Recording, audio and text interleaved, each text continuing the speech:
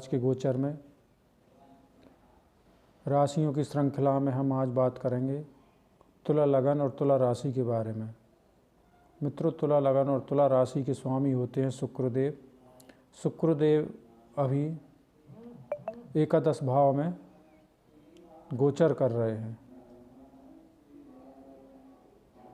लगन में कोई भी ग्रह नहीं है। द्वितीय भाव में केतु ग्रह गोचर कर रहे हैं उच्च के होकर, जो कि वाणी को अच्छा रखेंगे, आध्यात्मिकता की ओर मन को बनाएंगे। तृतीय पराक्रम भाव में कोई ग्रह नहीं है। चतुर्थ भाव में शनिदेव गोचर कर रहे हैं।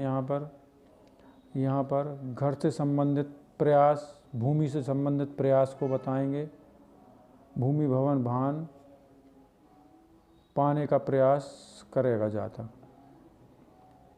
पंचम भाव में गुरुदेव गोचर कर रहे हैं। यहाँ पर गुरुदेव ज्ञान के कारक होते हैं। ये भाव शिक्षा का भाव है, संतान का भाव है। यहाँ पर गुरुदेव शुभ फल प्रदान करेंगे। छठे भाव रोग ऋण शत्रु का घर है। सप्तम भाव चंद्रमा गोचर कर रहे हैं। अष्टम भाव में राहु गोचर कर रहे हैं उच्च के होकर। यहाँ पर स्वास्थ्य से संबंधित कुछ गतिविधियों को बढ़ा सकते हैं, अस्वस्थता हो सकती है। नवम भाव के स्वामी बुधदेव कर्म भाव में गोचर कर रहे हैं।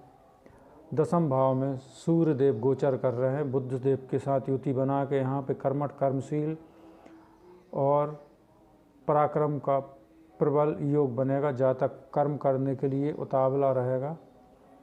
एकादश भाव में मंगल देव बैठे हुए हैं शुक्रदेव के साथ युति बनाकर। यहाँ पर मंगल देव शुभ फल प्रदान करेंगे। आय के कारक हैं। आय का कारक घर है। आय को बढ़ाने के लिए प्रयास करेंगे। मित्रों, शुक्रदेव एकादश भाव में बैठे हुए हैं, जो कि लगन भाव के स्वामी हैं। लगन भाव के स्वामी का कुंडली में बहुत महत्वपूर्ण स्थान रहता है, गोचर में भी और जन्म कुंडली में स्थित। जब आपकी जन्म कुंडली आप देखेंगे कि आपके तुला लगन या राशि के स्वामी कहाँ बैठे हुए हैं। यदि वो अच्छे भाव में बैठे हुए हैं तो आपको अच्छा फल मिलेगा, और गड़बड़ भाव में बैठे हुए हैं, अष्टम 6, 8, 12 में बैठे हुए या किसी शत्रुगत राशि के साथ, शत्रुगत ग्रह के साथ बैठे हुए हैं, तो आपके लिए जीवन में कुछ कठिनाइयाँ झेलना पड़ सकती हैं। इसी प्रकार चंद्र राशि संबंधित चंद्रमा आपका शत्रु राशि में 6, 8, 12 में बैठे हुए हैं, यह शत्रु नक्षत्र में है, तो भी आपके लिए जीवन में कठिनाइयाँ आएंगी। यदि आपके लगन के स्वामी और चंद्र राशि के स्वामी अच्छी स्थिति में बैठे हुए हैं तो आपका जीवन सरलता से गुजरेगा, बगैर संघर्ष किए हुए। मित्रों,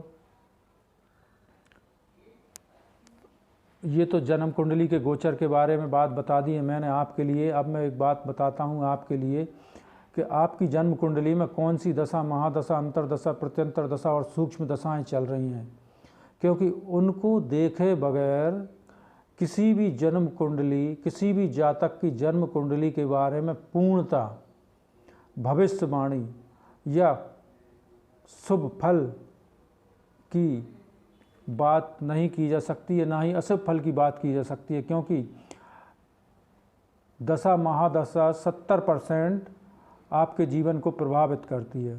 तो मित्रों, मुझे तो पता नहीं है कि आपकी जन्म कुंडली में कौन सी महादशा, अंतरदशा चल रही है, जब तक कि मैं आपकी जन्म कुंडली देख ना लूँ, या आपकी जन्म कौन से नक्षत्र में हुआ है। 27 नक्षत्र होते हैं मित्रों। 27 नक्षत्रों में 6 नक्षत्र ऐसे होते हैं जो मूल नक्षत्रों से संबंधित रहते हैं। अश्वनी, मघा, मूल, अश्लेषा, ज्येष्ठा और रेवती। इन 6 नक्षत्रों में जन्मे जातकों के जीवन में अति परेशानियां आती हैं। जब भी जातक का जन्म होगा तब माता पिता को कष्ट होगा। जातक नए व्यापार की ओर जाएगा तो वो व्यापार में समस्याएं आएंगी। जातक कोई विवाह में, उसके विवाह में समस्याएं, कोई भी जीवन का नया कार्य करेगा तो उसमें उसके लिए अवरोध अड़चनें पैदा हो सकती हैं।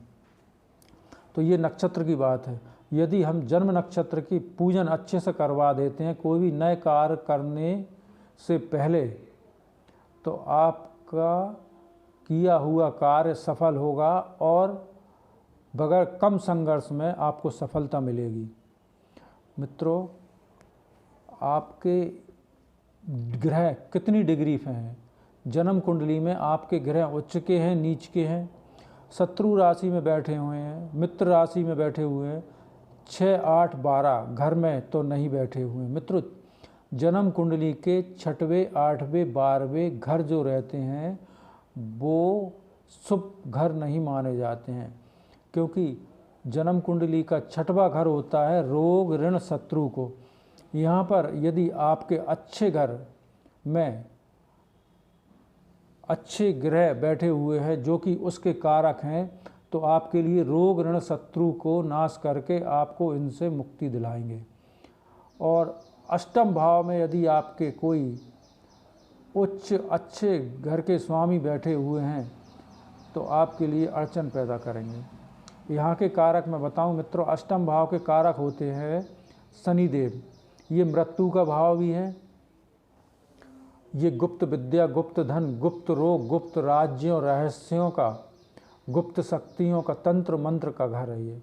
यहाँ पर शनिदेव जो कि वैराग्य के कारक हैं, केतु देव जो वैराग्य के कारक हैं, यहाँ बैठते हैं तो बड़ा ही शुभ फल प्रदान करते हैं। नवम भाव शुक्र के कारक रहते हैं यहाँ पे। यदि शुक्र यहाँ पर बैठते हैं तो आपको अच्छा फल प्रदान करेंगे। दसम भाव में शनि, मंगल, सूर्य बैठेंगे तो आपके लिए अच्छा फल प्रदान करेंगे। शनि बैठेंगे तो आपको परिश्रम करवा के सफलता प्रदान करेंगे। सूर्य बैठेंगे तो परिश्रम कम करवाएंगे, सफलता अधिक दिलवाएंगे और प्रतिष्ठा प्रदान करेंगे आपके लिए। मंगल देव शक्ति से कार्य करवाएंगे आपके लिए।